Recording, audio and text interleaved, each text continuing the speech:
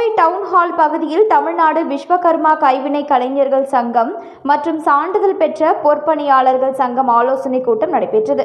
இதில் தமிழக அரசுக்கு பல்வேறு கோரிக்கைகள் வைக்கப்பட்டது.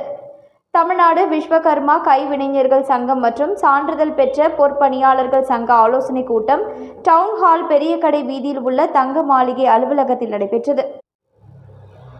இக்கூட்டத்தில் கோவை மாவட்ட தலைவர் KPS பிரகாஷ் மற்றும் சங்கத்தின் போஷகர் மாநில பொருளாளர் KPS ராஜேஷ் ஆகியோர் தலைமையில் செயலாளர் சுப்பையன் அப்பாவு மற்றும் துணைத் தலைவர் அண்ணாதுரை ஆகியோர் முன்னிலையில் ஆலோசனை கூட்டம் நடைபெற்றது.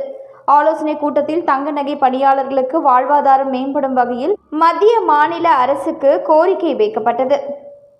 இதில் தங்கத்தின் விலையானது ஒவ்வொரு நாளும் புதிய உச்சத்தை தொட்டு வருகிறது. இன்றைய நாளில் 24 கேரட் தங்கம் 1 கிராம் 10,000க்கு மேல் விற்பனையாகி வருகிறது. தங்கத்தின் விலை உயர்ந்து கொண்டே வருவதால் தங்க நகை வேலை தொழில் செய்து வருபவர்கள் பாதிக்கப்பட்டுள்ளனர். கோவையில் சுமார் 75,000க்கும் மேற்பட்டவர்கள் தங்க நகை தொழில் செய்து வருகிறார்கள். அவர்களுக்கு ஆர்டர்கள் என்பது குறைந்துவிட்டது. இதனால் அவர்களின் வாழ்வாதாரம் பாதிக்கப்பட்டுள்ளது. ஏற்கனவே இந்த தொழிலை செய்து வந்த பலர் அந்த தொழிலை விட்டு வேறு வேலைகளுக்கு சென்றுவிட்டனர். எனவே இந்த தொழில் செய்பவர்கள் இந்த நாடு முழுவதும் லட்சக்கணக்கானோர் உள்ளார்கள். இந்த தங்க நகை தொழில் செய்பவர்கள் தமிழ்நாட்டில் குறிப்பாக கோவையில் நகை தொழில் செய்பவர்கள் குடிசை தொழிலாக செய்து வருகிறார்கள்.